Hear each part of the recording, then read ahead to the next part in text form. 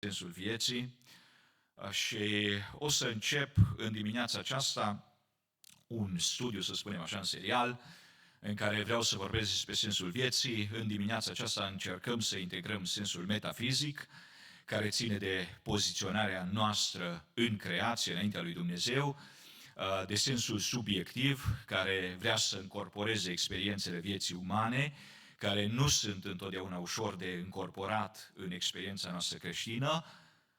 După masă sau mâine, cum Domnul ne dă har și cum putem să continuăm studiul acesta, vreau să încercăm să privim sensul vieții prin perspectiva vârstelor prin care trecem în viață și o să încerc să asociez vârstele noastre cu anotimpurile din an, mai ales că mergem înspre sfârșitul anului și vreau să fac un mix de felul acesta, dacă Domnul mă va și ajuta și mă va și călăuzi. Cine va participa de acum și până la finalizarea studiului meu, cred că va putea să-și facă o perspectivă de ansamblu asupra ceea ce înseamnă sensul vieții.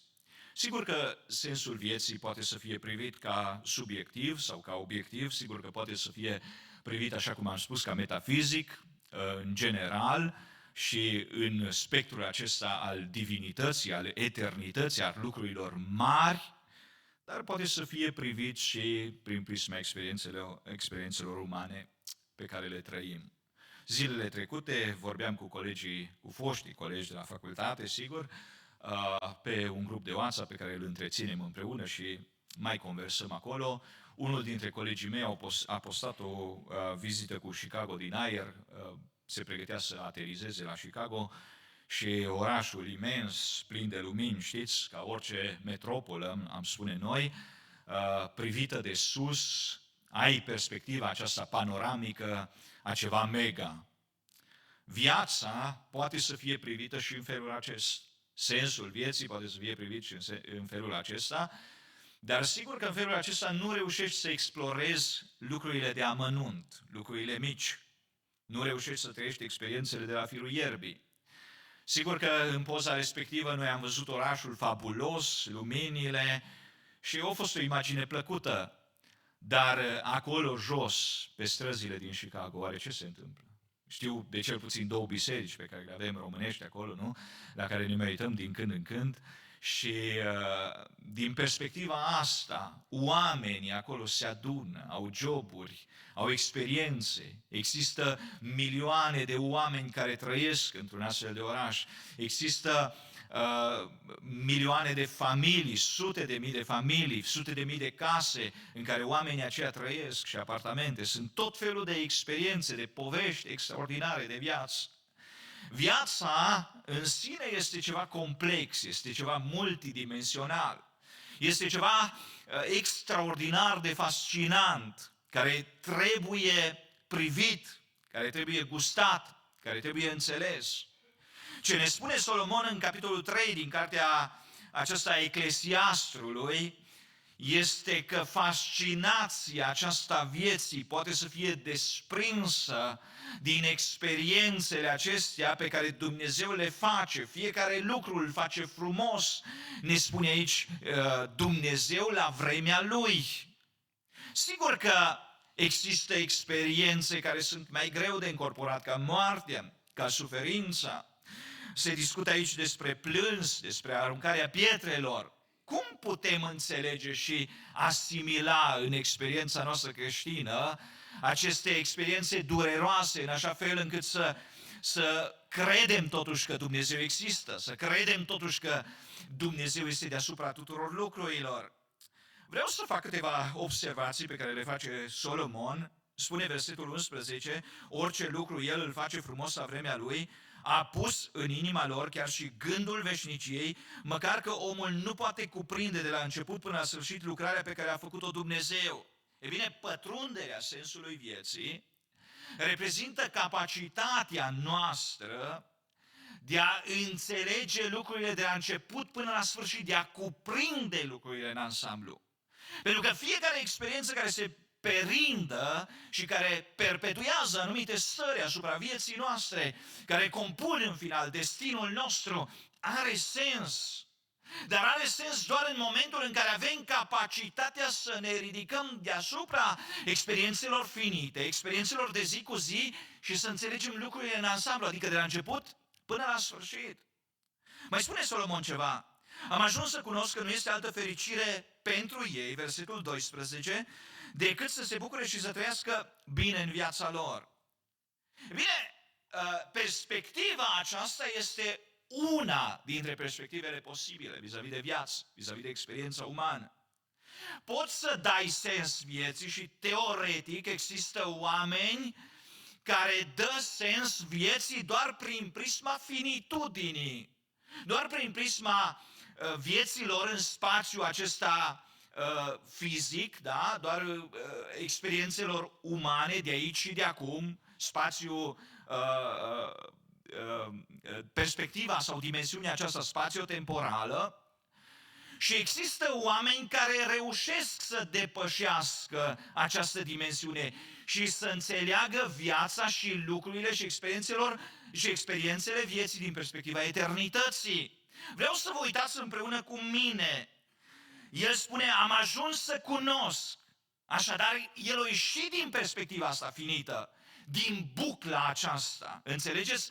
Este ca și când peste un grup de oameni ai umfla un balon. Da? Ai umfla un balon și balonul acela îi reține pe oameni în interiorul balonului respectiv și ei cred că atâta este lumea. Din când în când însă, câte unul evadează din acel spațiu închis și realizează că lumea este mai mare, că lucrurile sunt mai adânci, că viața este ceva mult mai pătrunzător, mult mai intens, mult mai complex. Și Solomon este unul dintre cei ce reușesc să treacă dincolo de experiența finită, dincolo de dimensiunea spațiu-timp. El zice, eu am ajuns să cunosc, și vă rog să observați cum pune el problema, am ajuns să cunosc că nu este altă fericire pentru cine? Nu pentru mine, pentru ei. Pentru oamenii care trăiesc în bucla aceea de săpun, în balonul acela, da? Pentru oamenii care se limitează la atât, da. Discuția despre sensul vieții este una complexă, în mod evident, am spus deja lucrul acesta. Discuția despre sensul vieții incorporează în mod evident mai multe perspective cu privire la viață. Avem în primul rând perspectiva ateistă, care le elimină pe Dumnezeu din ecuație, care nu-L vede pe Dumnezeu în sfera vieții, implicându-se în sfera vieții umane și spune Dumnezeu nu există. În lipsa lui Dumnezeu, oamenii care trăiesc în ateism, care au asumat această ideologie, natural că încearcă să se bucure doar de ce le oferă viața de aici, mâncare și băutura. Există o altă perspectivă, puțin diferită, variază puțin în raport cu ateismul, agnosticismul, bună oară. Agnosticismul nu neagă existența lui Dumnezeu.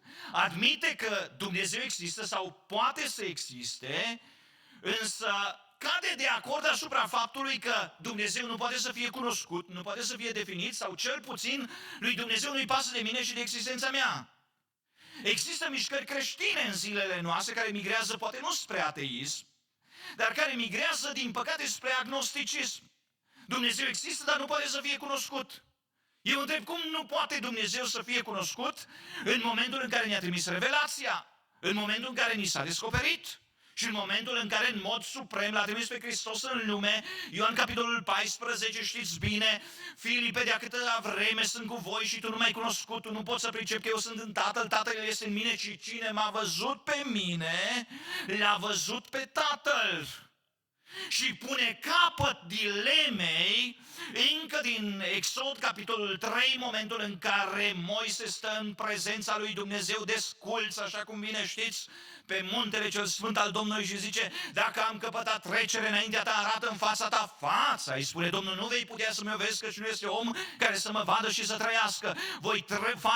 Te voi acoperi cu mâna în încărpătura stâncii și voi face să treacă prin înaintea ta slava mea. Slava de la spate vei putea să mi-o vezi. Dar vine Hristos și spune, cine m-a văzut pe mine, l-a văzut pe Tatăl în față. Cum sunt eu, așa este Tatăl. Binecuvântat să fie Domnul. Avem așadar revelația. Dumnezeu, dragii mei, poate să fie cunoscut. Binecuvântat să fie Domnul. O altă perspectivă care încearcă să explice ideea asta de sens al vieții și sigur mă rezum, nu încerc să discut toate filosofiile pământului astăzi, este nihilismul. Avem mai mulți reprezentanți de limbă română în privința aceasta. Aș vrea să mă refer la Emil Cioran. Emil Cioran, nihilist prin excelență, după ce a făcut parte din elita intelectuală a României în perioada interbelică, s-a mutat la Paris și a devenit acolo un reprezentant al acestei ideologii. Nihilismul, practic, definește sensul vieții prin lipsa de sens, adică afirmă că nu există un sens al vieții și pentru că nu există un sens, trebuie să-ți trăiești viața cât mai dramatic cu putință și cât mai în scârbă cu putință, da? Să iei viața pur și simplu în batjocură pentru că viața nu are un sens, e arbitrară, e pur și simplu arbitrară.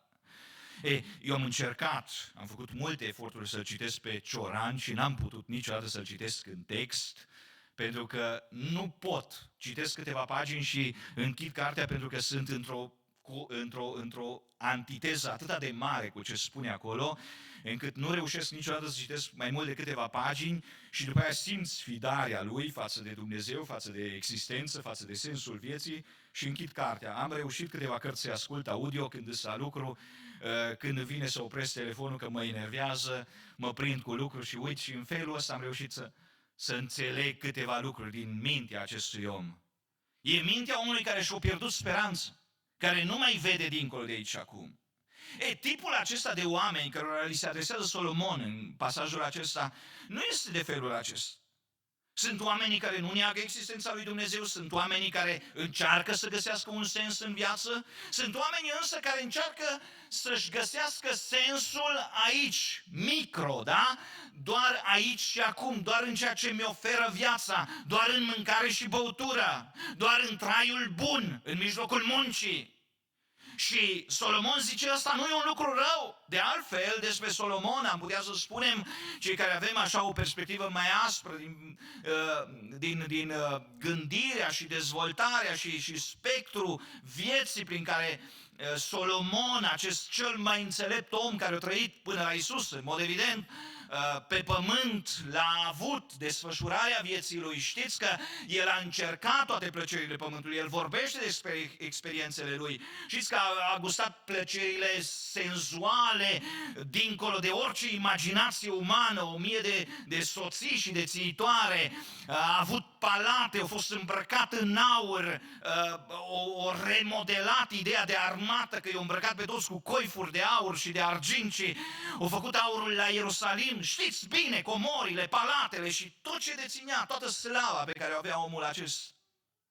În aceeași măsură, la Solomon găsim deviații.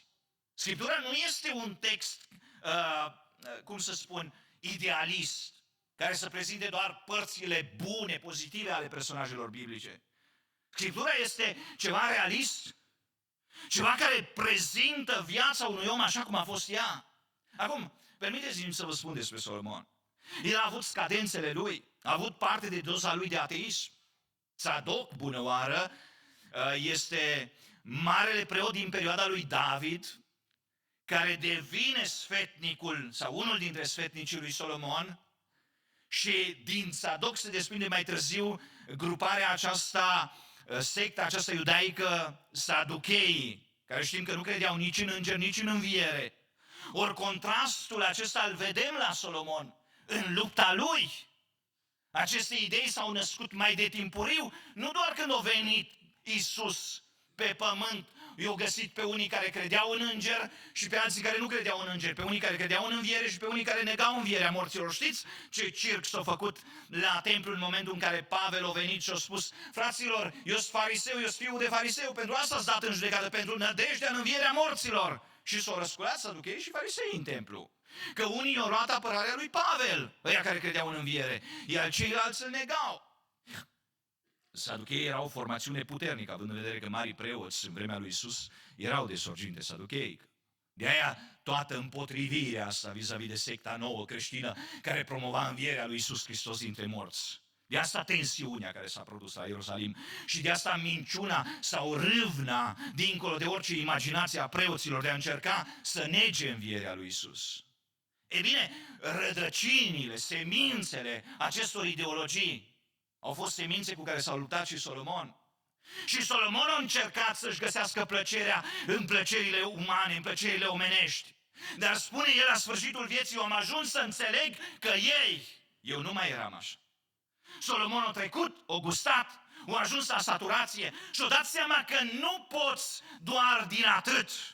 Că nu există bucurie doar în atât.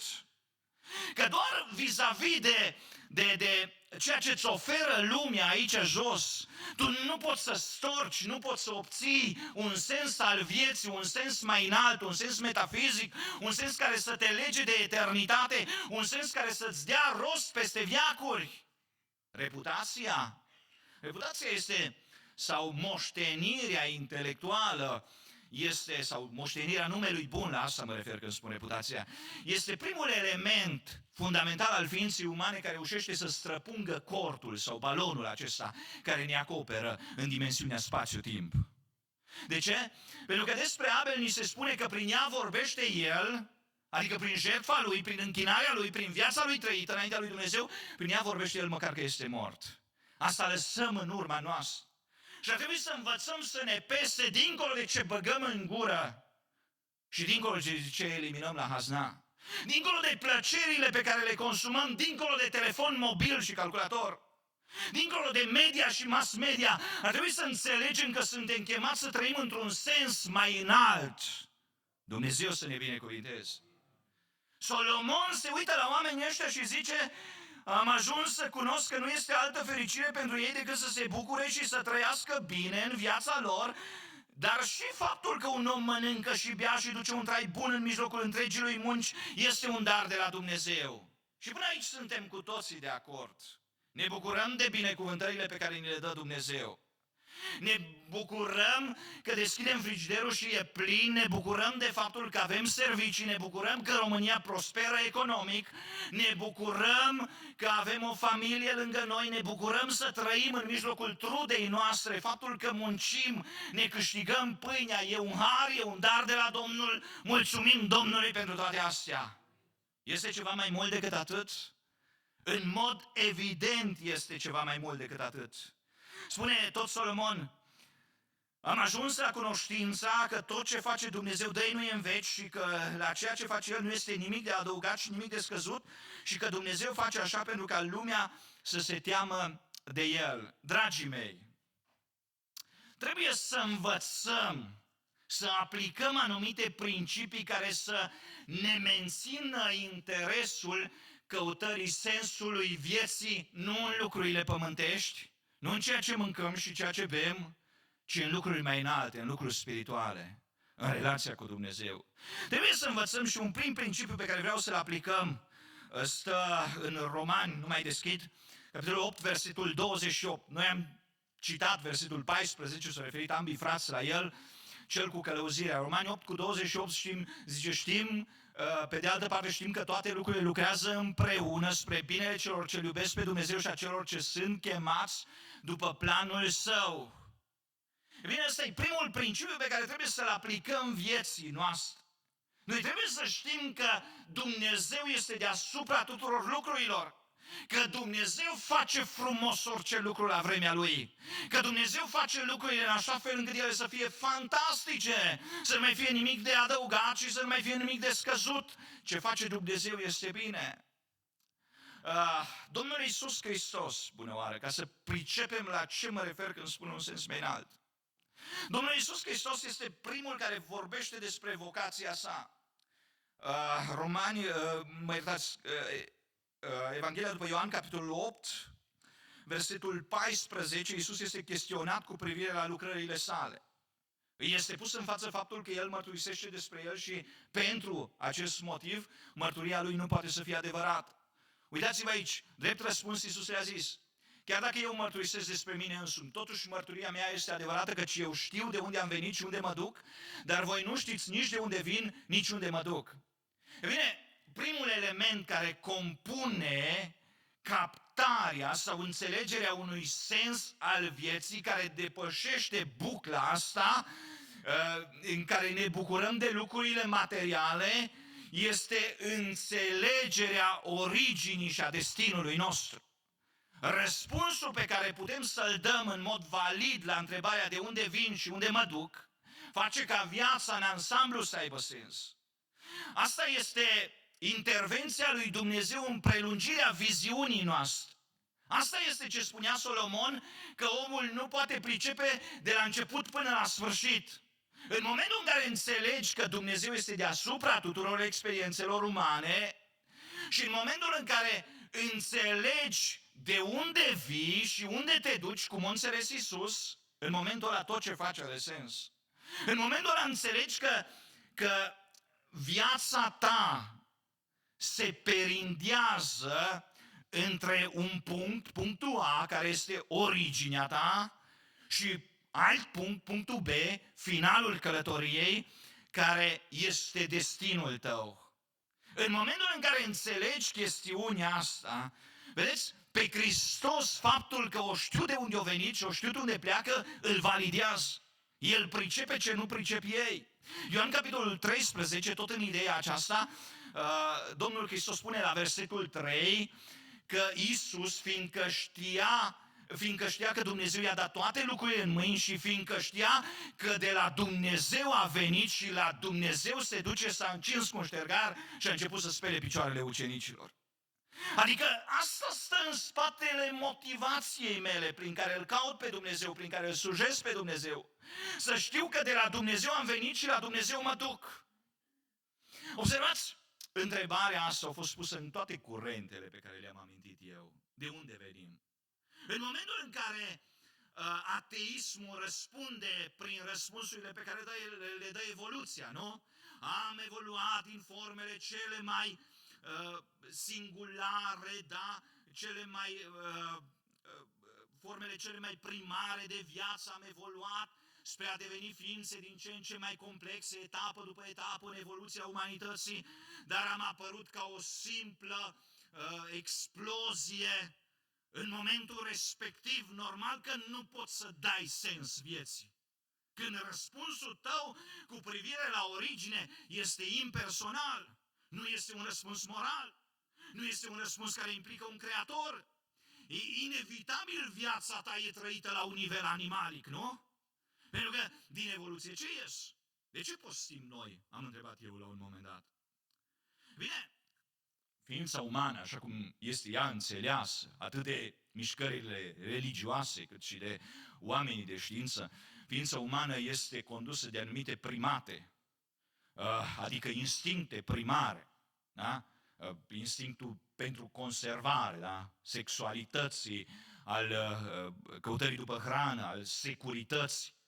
Instinctele astea conduc în mod aproape animalic ființa umană.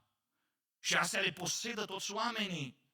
A înțelege că noi avem ca origine creația, că noi am apărut ca idee în mintea unui creator strălucit care guvernează universul, că El ne-a dat chipul Său și că purtăm chipul Creatorului, că El ne-a făcut de o frumusețe desăvârșită, că Dumnezeul nostru a pus în noi un sens moral, ne-a îmbrăcat cu un caracter moral înalt. Asta schimbă perspectiva. Asta schimbă așteptările. Asta ne transformă în altceva.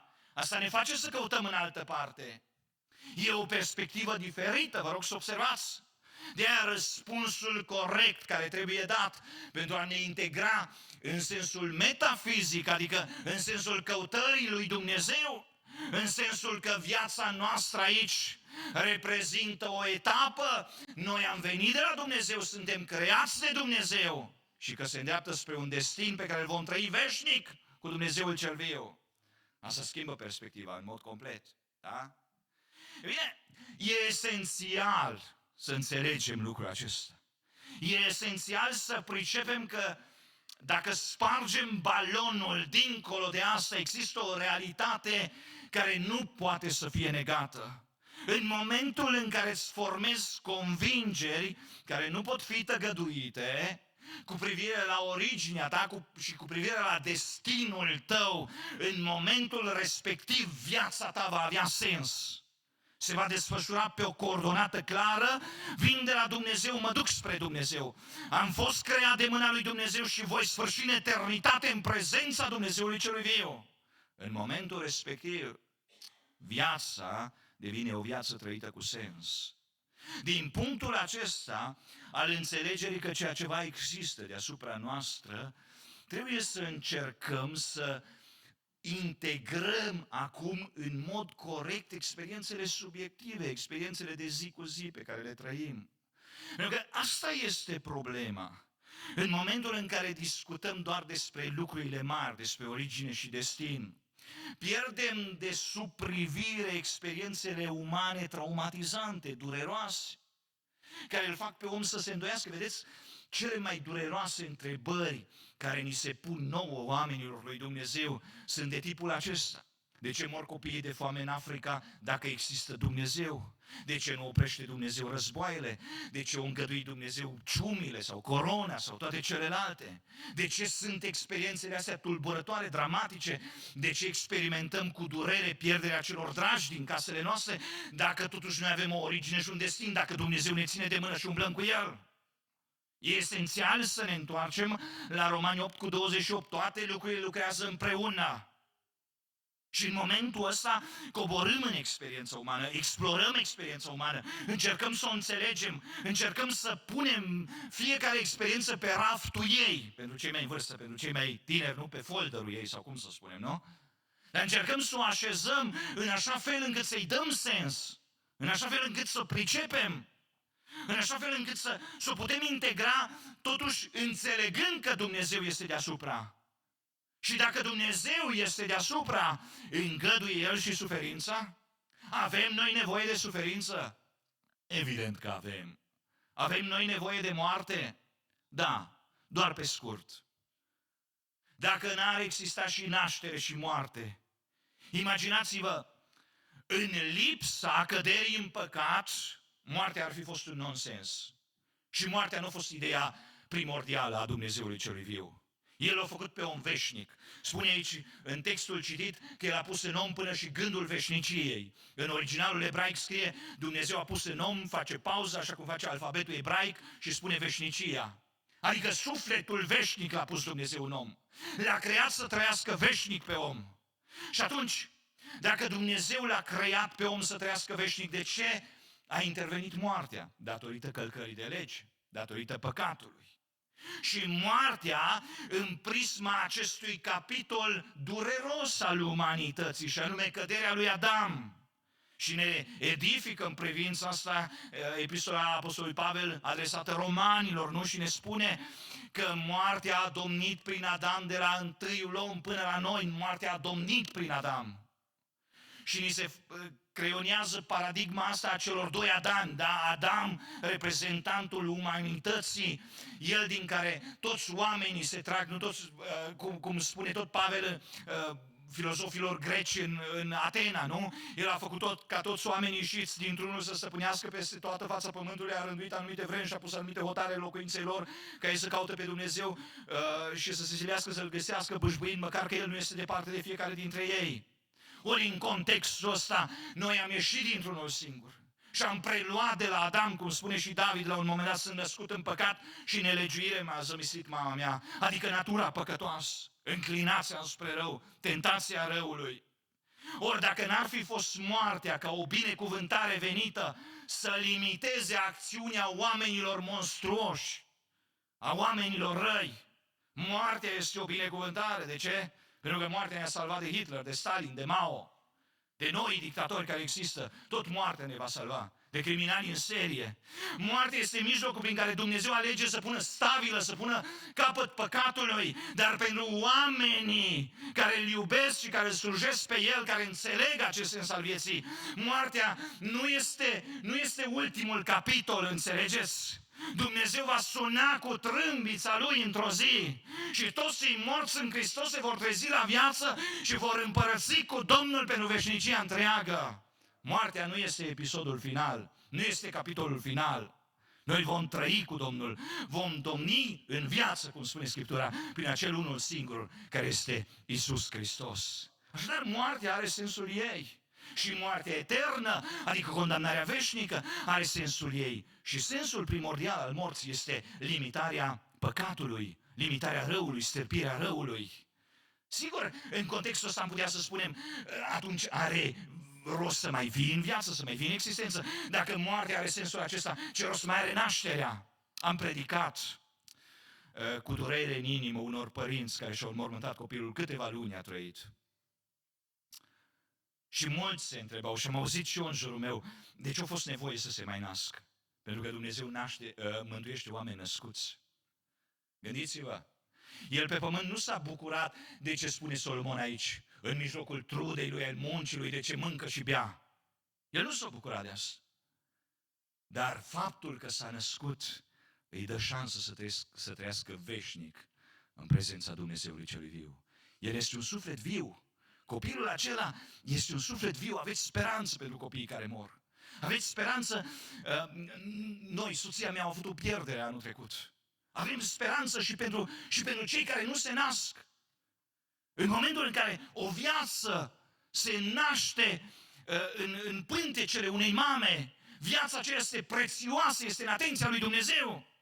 Dumnezeu poate să binecuvinteze o astfel de viață. Domnul poate să mântuiască. Nu stau oameni la poarta raiului. Știm bine din Scriptură că Dumnezeu îi mântuiește prin Hristos pe cei care au trăit pe pământ. Dar are Dumnezeu diverse metode prin care îi aduce lângă sine pe ceilalți, pe copiii mici, care sunt sfințiți, pe părinți, pe cei nenăscuți. Viața merită trăită. Din păcate, și trebuie să închei și continui după masă, din păcate întâlnesc din ce în ce mai mulți tineri, și mă doare să spun lucrul acesta, care sunt posedați într-un mod teribil, aduși până în punctul în care nu mai găsesc sensul vieții, în care își doresc să moară. Consiliez oameni care, deși au joburi și ei și soția, poate, 5-6 mii de euro venit lunar, casă frumoasă în care locuiesc, totuși suferă de depresie. De ce? Pentru că încet începem să pierdem acest sens al vieții și nu mai prețuim viața, acest dar enorm pe care Dumnezeu ni l-a făcut. Vă las cu gândul acesta. Iubiți-L pe Hristos, iubiți-L pe Dumnezeu și iubiți darul acesta al vieții, căci viața noastră este Hristos. Binecuvântat să fie Domnul. Amin.